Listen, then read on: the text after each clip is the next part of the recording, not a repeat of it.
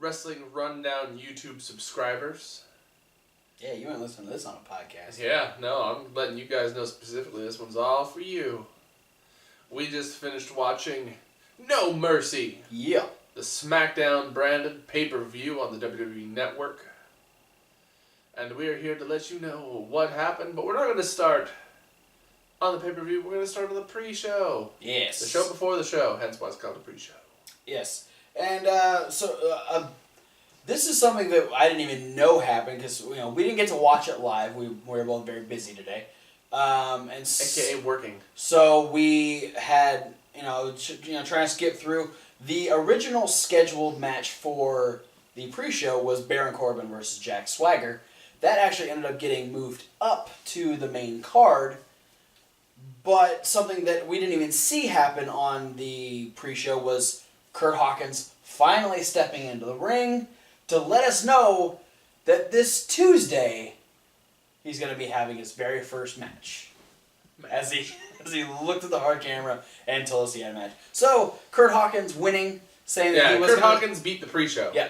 He was, he said he'd step in the ring. He did it. He won. We all got a point for that. For those of you keeping up on the points, it's we high five over Kurt Hawkins related points. Yeah. Because why not? Face the facts. It's worth high-fiving over. Yeah. Points are... Fives give high Kurt Hawkinses. Anyway, the points are all, who can guess the most amount of matches. We have the deal. We have our wager going on. Hot sauce. Hot sauce being dropped into the mouth. I'm not excited for it because I don't do spicy very well. But instead, our pre-show match ended up being an 8-man tag team match where we had American Alpha and the Hype Bros taking on the Vaudevillains and the Ascension. This match literally happened like 2 weeks ago on Smackdown. The ending was fun. The Vaude Ascension. Yeah, the Ascensionville versus Alpha Hype. Alpha Hype ended up picking up the win after Aiden English was left all alone in the ring with American Alpha and got hit with Grand Amplitude. Decent match, but just very similar to the match they had a couple weeks ago. Hashtag basic. Yeah. But we moved on to the main card. But also, can you take a look at this picture of Simon Gotch with funky bendy legs? Yeah, how does he do that? Hashtag Gumby legs? Yeah, hashtag Gumby legs. Hashtag DDP yoga? Sure. Maybe. I don't know if he does DDP yoga specifically, but he has gone on record to say that he is a yoga practitioner. Well, he does a lot of the yogas. That picture would make sense then. So we open the card. It doesn't look physically feasible. We open the main card with the WWE World Championship match. What you trying to do, Smackdown? You trying to... Shane? Daniel's on your right side. I know, I was looking for Shane, but I realized we don't have Shane. Yep. Shane's not even here. He can't even answer. Why? I hope there's a reason why. Will never be. I mean, the reason they gave on Talking Smack was they wanted to change it up. They wanted to just start it off with a big bang because we had two other really hyped matches. Title versus career was Ziggler and Miz, and then we had the Randy Orton Bray Wyatt matches. So, I mean, they wanted to have something big happening, but starting with the championship match, interesting. Thinking maybe they'd give the main event spot to Miz and Ziggler since it is title versus career.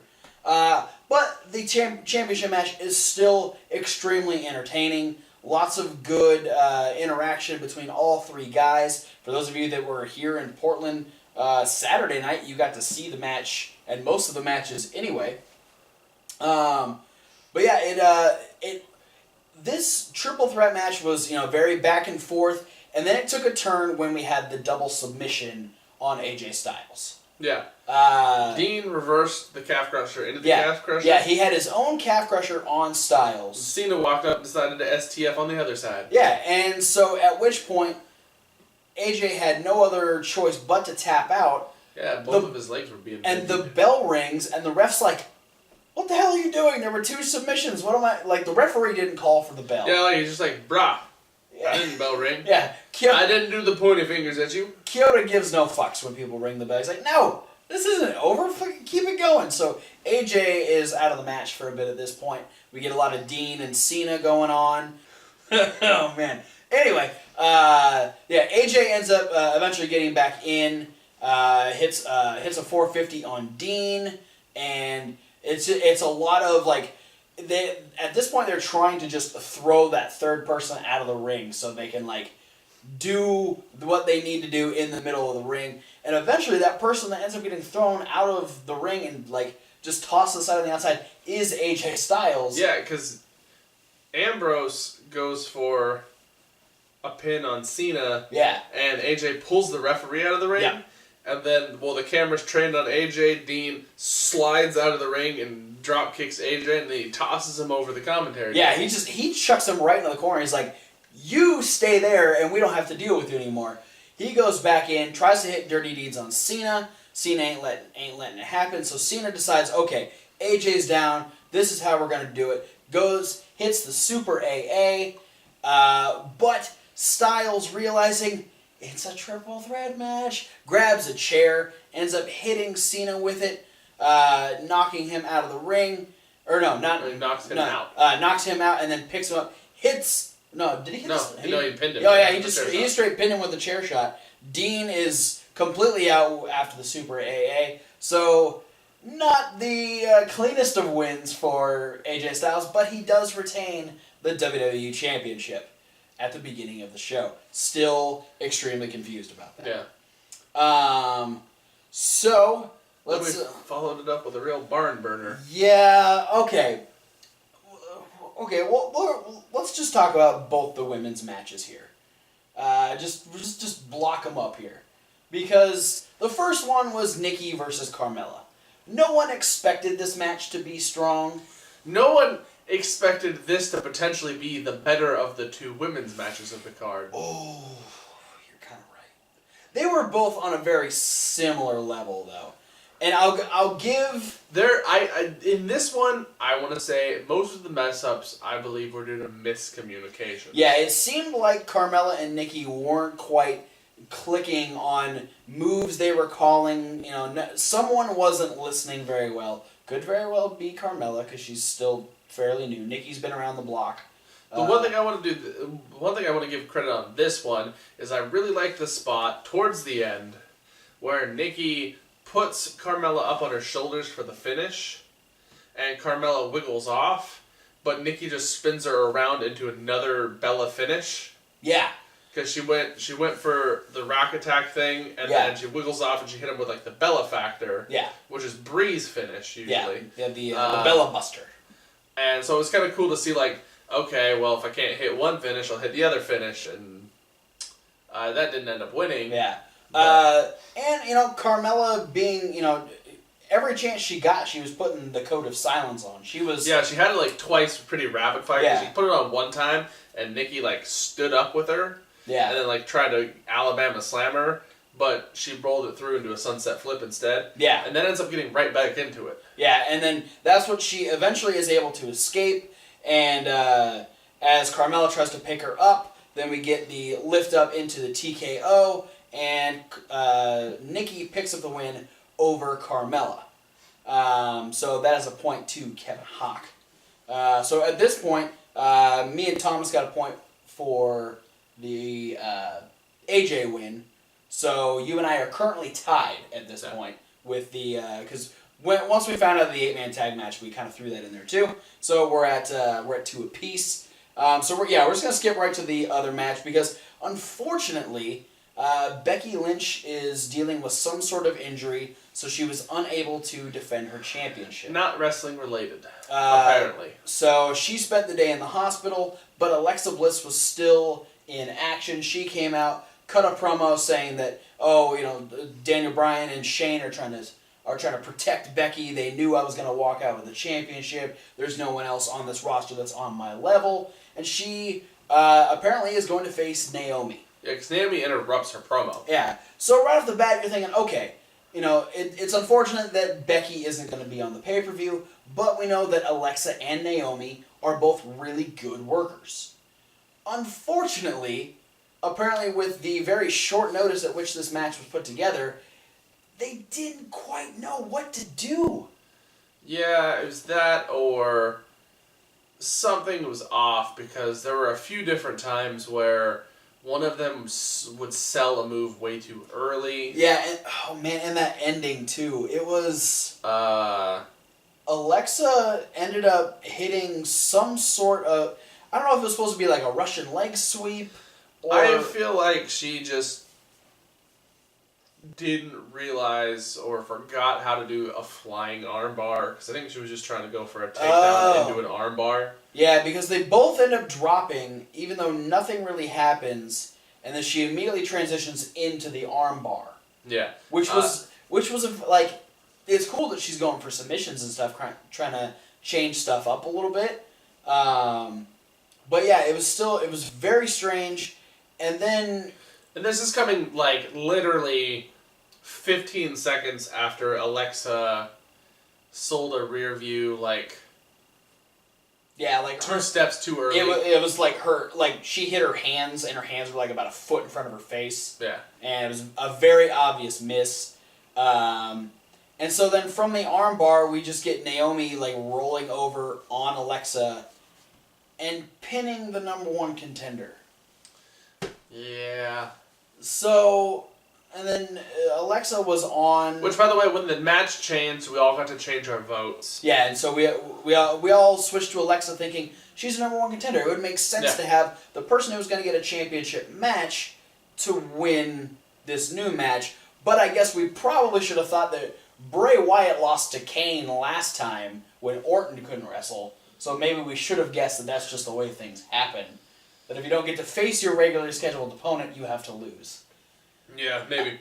I just want to hope that maybe Alexa was supposed to win, and we would have been right, but when she really whiffed the sell on that rear view, the ref was told to make the audible call right away, and that was her punishment for maybe making one of Naomi's finishing moves look super awful. And then on top of that, like, talking smack, they're talking about maybe making it a triple threat because Naomi picked up the win. So we do know that when Smackdown when Naomi beats 4 other women, she can be in the triple threat. Ooh, shots fired.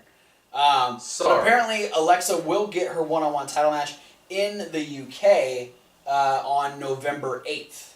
So what a weird time to schedule a title match. So far out ahead. So I'm wondering, is this just because specifically they only want to do it on that date? Or is it because that's how long it's going to be before Becky Lynch gets cleared? Yeah, it could be a combination of both. It could be, hey, Becky should be back about this time, but let's give her some more time just to make sure. They also don't want to screw Alexa over and not give her the title match. So maybe that's going to be a big thing when they do their UK tour. It'll pretty much guarantees a Becky Lynch win. It'll be interesting to see how this next month plays out without Becky Lynch, because now we don't have a SmackDown Women's Champion. Yeah. So it'll be very interesting to see what the landscape of the women's division on SmackDown is. But that was actually the semi-main event. So let's go back a little ways. So epitomized cool-down match. Yeah. So none of us got points for that, so we're still 2-2. So we go to our tag team title match where Heath Slater and Rhino defend against the Usos. Both going for Slater and Rhino. This was a switch as to the usual Slater-Rhino match. Yeah, so normally... And I mean, we started out normal. Yeah. Because generally if Sliner and Rado...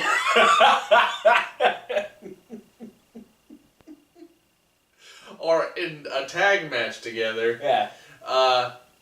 the heel team usually gets the heat on Heath Slater. Yeah. Which the Usos did at first. Yeah. But then Slater got a tag, and Rhino came in on sort of a half-speed hot tag. It was a warm tag. The Usos then took over again and started getting heat on Rhino. Yeah, and worked on Rhino for quite a bit. Yeah, and this became the unusual moment where we realized, oh, Heath Slater's going to get the hot tag. Yeah. And, it's, the fact that he's always kind of been the jobbery type guy, you'd think, okay, this might not bode well for the tag team champions if Heath Slater's going to be getting that hot tag. Yeah. Because he doesn't fare very well when he gets that because he usually loses. That's why he gets beat up for most of the matches and tags in Rhino. Yeah, so he got tagged in eventually. And then, as I predicted, he hit a leg lariat followed by a neck breaker. Yeah. But then he did hit that counter into a power slam. Yeah, the power slam off the second rope. Yeah, which was that was pretty badass. So yeah, Slater pulling out some new stuff. Then things get a little scary for the champions because the Usos, Rhino is, I don't remember what took out Rhino, but eventually Slater's just by himself. Well, I'd imagine being beat up for a majority of the match. Probably. Anyways, might have been what did it. Yeah, it might have been. So Slater's by himself. He's trying to take on both the Usos by himself. Ends up getting hit with the big super kick to the back of the leg. Gets locked in Tequila Sunrise. And is almost on the verge of tapping. But Rhino runs around the outside and gores Jey Uso on the outside. Gets in. Clotheslines Jimmy off of Heath. Like side of the head. Goes back over. Gets in the corner. Heath makes the tag. Gore to Jimmy Uso, and Slater and Rhino remain your SmackDown Tag Team Champions. Beauty of the Man Beast back at it again. That keeping us tied 3-3. Damn, Rhino. Back at it again with the Gore people. So then we went to what was originally the pre-show match, Baron Corbin versus Jack Swagger. This match was very similar to the match that they had on SmackDown. A little longer, a little more physical. This is Baron Corbin trying to get revenge for the submission victory that Jack Swagger got. Not a whole lot different out of this. It's good to see these two really hefty guys being able to just throw blows at each other, but it wasn't something that really it wasn't like the most captivating match of all time. No, and they tried a lot to do something that I feel like is not one of Baron Corbin's strong points, and that's the pick and pull method, where Corbin focuses on like a weak spot. Yeah. Where there was a lot of working on like Swagger's arm and hand.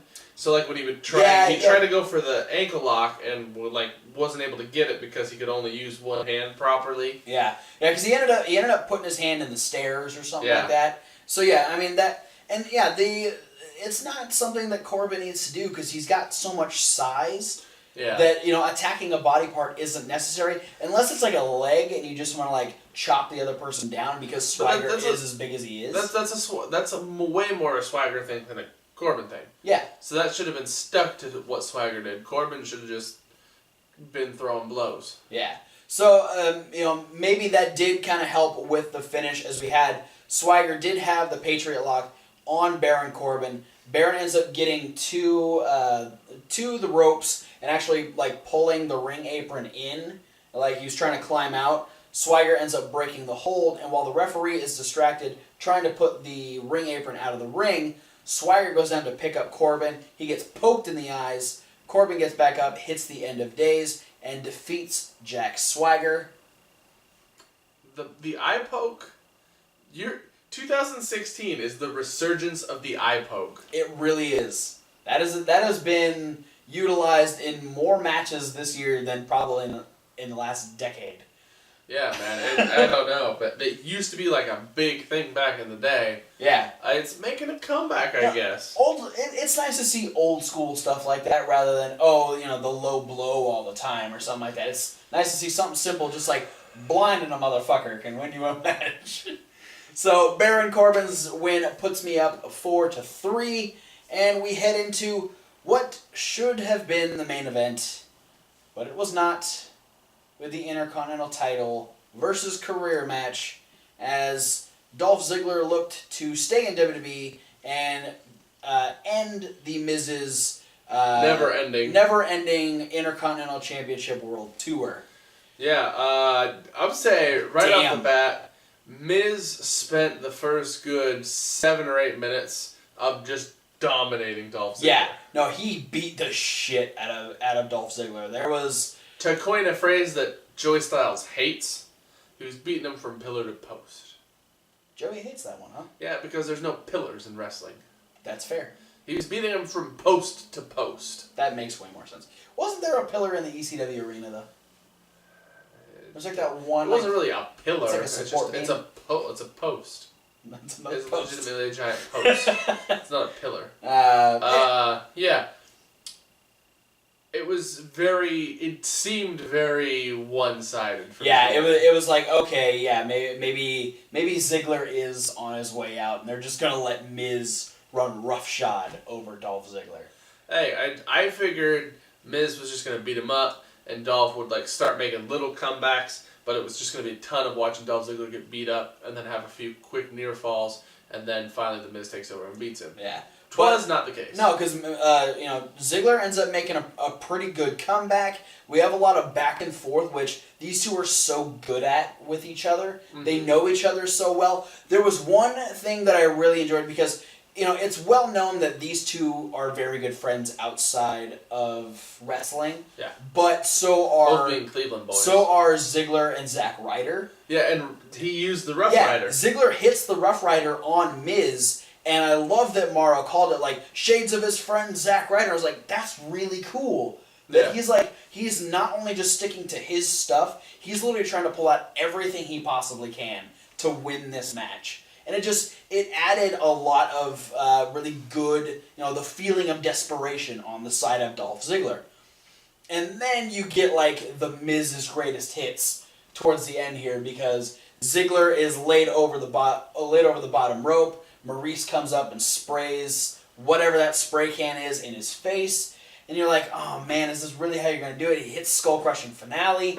He ends up kicking out of that. And you're like, okay, cool. Maurice is like, oh shit, that didn't work. Okay. And she starts panically waving. Yeah, and then you're like, locker room. Okay, what's okay, here comes Kenny and Mikey. The Spirit Squad making their return, distracting the referee, which this was the only awkward part, is that Mikey was distracting the referee, and Kenny wasn't doing anything other than jumping around over on the other side of the ring. Yeah. At this point, Dolph Ziggler is minus a boot. Yes. Because Miz has been working the leg. He's had the figure 4 on a couple times. And potentially to alleviate some pressure, Dolph Ziggler removed the boot. Yeah, he had it. Yeah, he had it like undone, and Miz ended up taking it off.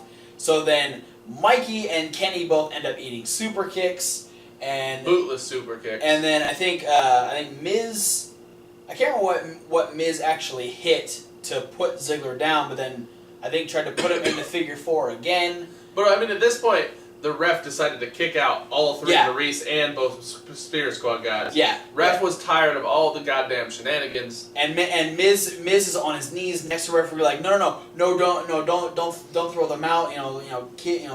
Let them stick around.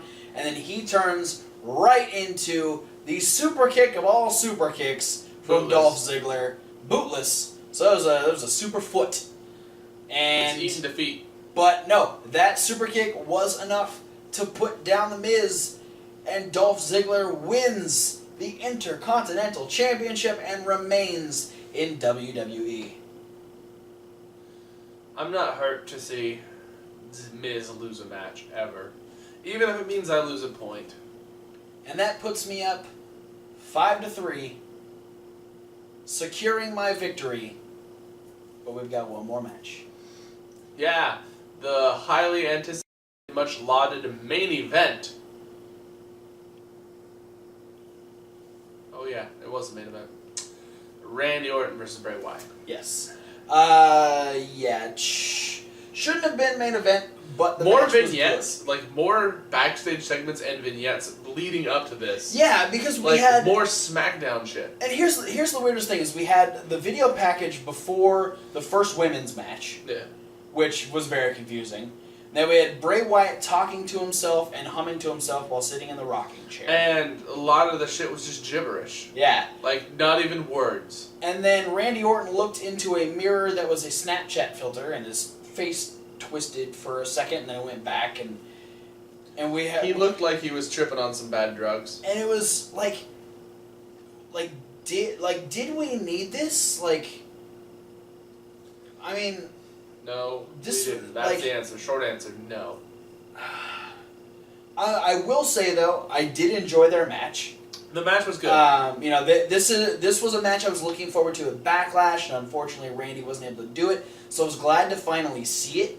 And they did a great job. I liked, early on they set up the bottom set of the stairs on the outside, but didn't use it until later in the match. They did a lot of Bray... like, avoiding Randy and, like, getting out of the ring. Yeah. Or, like, Randy would throw him out of the ring, and he wouldn't really hit the ground, but he'd, like, land on his feet and walk around and try and get back in. Yeah, he was... he realized that he was kind of, like... It was very much a give and take with Randy throughout the storyline, because the mind games had been, so in favor of Randy Orton for most of it, that, Bray really had to, like, be careful with Randy, and then knowing what Randy's capable of in the ring, he also had to be careful of that. And so, eventually the stairs do get used. Randy Orton is set up on it.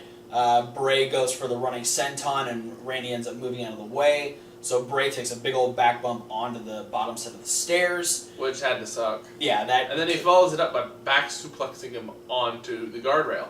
Yeah. Double suck. Yeah, Randy Orton keeping the pressure on the back. Double suck Oreo for Bray Wyatt. I think it was at that point he ends up tossing him up onto the apron and ends up hitting the elevated DDT. So yeah, I mean, Randy's just firing on all cylinders here. Really taking it to Bray Wyatt. We had a lot of back and forth battle for Sister Abigail into RKO. A lot of counters from both of the finishers. Yeah, and eventually Orton gets down and he's pounding on the mat and he's getting up. He's getting ready for the thing. RKO is what it's called. Yeah, that thing. It's a new one. That so thing. I don't remember the name of it all the time. Yeah, he does this one out of somewhere. Yeah. But then we get the little Bray Wyatt family. Yeah, and that was a bad noise. And then when this happens, like, there's so many different things that have happened in matches that it's hard to really decide what's going to happen when the lights come back on. Yeah, so my vote was I was hoping Bray would be gone and he'd just be posting another vignette, like video from the Tron. For me, I thought, okay, Eric Rowan just had surgery, so he's not going to be there. But I did have my theory, which we talked about in the predictions. We both had our Bray Wyatt theories, and mine did come true because one spotlight comes on, and we have the return of Luke Harper staring Randy Orton in the face. He kind of yells at him in a growling. He's got that wide-eyed look on his face. Then he misses his face. Yeah, he's just and it's he's like look at my underbite. And Randy's just like, oh, what? You're not Bray. And Bray's like, nope, that's me. Comes around, ends up catching Randy, hits Sister Abigail. Bray Wyatt picking up the win over Randy Orton, and he is reunited with his brother Luke Harper. I gotta say, again, not offended at Bray Wyatt winning a match, but really surprised he won it at a pay-per-view. Yeah. In the main event of a pay-per-view. What the hell's happening? WWE? Championship match going first, Bray Wyatt winning on a pay-per-view? Wow. This is the signs of the end of the world. Well, Bray Wyatt's been telling us that for a few months now, so... potentially the real thing now. That officially puts our score at 6-3, so I'll be shaking a ghost pepper hot sauce bottle into this man's mouth 3 times. Don't take that weird, because it probably sounds... Yeah, I figured potentially, instead of you shaking it into my mouth, we might show it shaken onto a chip or something where they can visibly see the amount of the sauce that's going to be entering the mix. Yeah, well, it'll be that ghost pepper sauce that you saw was a potential for me to put in my smoothie last time. but he will be Which getting he's it glad. You've avoided that twice. twice. I'm just going to keep bringing that back as many times as I'm I sure can. if it comes up again, I will eventually get it. I'm just going to bring it back over and over and over again for different things. Just find different uses for it till eventually it is a punishment for me. Next one is how long you have to brush your teeth with hot sauce. Fuck you! No! No! Every point you lose by is 10 seconds. You're insane. I am. So I know you weren't overall impressed with No Mercy. Yeah, I mean, comparatively to SmackDown's half of SummerSlam and Backlash and all of Backlash and what SmackDown's been doing on TV, this just was sort of meh. Yeah, for me, I enjoyed the pay-per-view other than, the pre-show didn't need to happen. We could have just eliminated that 8-man tag match, had Kurt Hawkins do his thing on the pay-per-view as opposed to having more backstage things with Randy Orton and Bray Wyatt. I mean, I'll give you credit for attempting to kind of switch things up, but if you're gonna put the championship match on first, you needed to have a championship match on last, and I think as cool as the return of Luke Harper was, the Ziggler win would have really nailed home, and I think people would have really enjoyed the pay-per-view a lot more going out on a note like that. Yeah, it just means even if Randy Orton versus Bray Wyatt's star power and is a big anticipated match, and it's just the idea even if the Intercontinental title wasn't on the line, it's a career-ending match. Yeah. I mean, there was so much on the line in Ziggler versus Miz that if it would have made sense for that to be last. Yeah, it had a good spot right in the middle. So it was we had the big match open. We had a downer, a little bit more of an up, and then here's this match, and then kind of go down a bit, and then we had Randy Orton versus Bray Wyatt. But I definitely think if you switch those two matches specifically, you would have had a much better. You would have had great big opening, a little bit of a down, come back up with an exciting return like Luke Harper, kind of waver a little bit, and then come back with a big Dolph Ziggler win. Probably would have been a better direction to go. I did enjoy No Mercy though, despite the wonky booking. The matches other than the women's matches were extremely entertaining, and I won the pay-per-view. So I just think that's why you're so excited on this one. No, I legitimately enjoyed the pay-per-view. I did enjoy the matches. It just helps that I won. But yeah, we'll see what happens this Tuesday on SmackDown when Kurt Hawkins makes his in-ring debut for his very first SmackDown match. We'll also see where AJ Styles goes now that he's retained the championship, what this means for Randy Orton now that Luke Harper is back. So lots of stuff to happen. We're going to have the return of Ted DiBiase Jr. Yeah, right. Watch it happen. We're going to have once Rowan is cleared from his injury, which will be a while because of another rotator cuff injury or something. Yeah, so he's got 6 to 9 months. Then that's when Cody Rhodes comes back, and we're gonna have the much anticipated fantasy match that we've always talked about and always wanted: Legacy versus the Wyatt family. I mean, I'd watch it. I wouldn't hate on it, but there ain't no way in hell DiBiase or Cody Rhodes are coming back in the next 6 months. So yeah, we'll see what happens on Tuesday, but for now, thanks for watching. Don't forget to like and comment and subscribe. Click all the links down in the description. You can let us know what you thought about No Mercy there. You can comment down below. You can check out our podcast for all of our regular reviews. You can go back and check out the indie news. Up next, we've got Raw Review, then the Smackdown Rundown, then the Midweek Wrap-Up. Hit us up on the social medias. Yeah, let us know what you thought about No Mercy. What was your favorite part? Did you enjoy the way it was booked? How would you have changed it? Let us know. Yeah, we got, I got the punishment that'll be very, very soon. Yep. I'm going to just do this one, ASAP. Yeah, just get it out the way. Plus, it's my hot sauce. Yeah. So I don't have to wait. Yeah. And so we're gonna need more suggestions, peeps. Yeah. Post in the comments below, or tweet to us, or social mediaize us in any of the other forms. More punishment ideas. Yeah, because we're only a couple weeks from Hell in a Cell, so. Yeah, now it's like you guys gotta help us come up with one like every 2 weeks. Yeah, so the more the merrier, just keep them coming. Keep them coming. Also, speaking of where you can find that punishment video, that's going to be over on Reasonable Wrestling Fans. That's Reasonable with a W, like wrestling. If you go over there, you can check out our YouTubier stuff. Last week we posted an unboxing video, and you can see me drink the smoothie, which was nasty. And then this week, we didn't get around to it last week, so this week it's going to be a double punishment for you this week because I'll be watching Delete or Decay this week. I got busy last week. Yeah, so. it was a weird week for both of us. So we'll be doing that this week, and we'll be having the hot sauce punishment go up as well. So you can check out all the other videos there, and let us know what other types of videos you want to see over there. We'll be posting some more off and on here now that we're getting some newer ideas over there. So once again, thanks for watching, and we'll see you at whatever video you decide to watch next. Fuck weird booking. Yeah.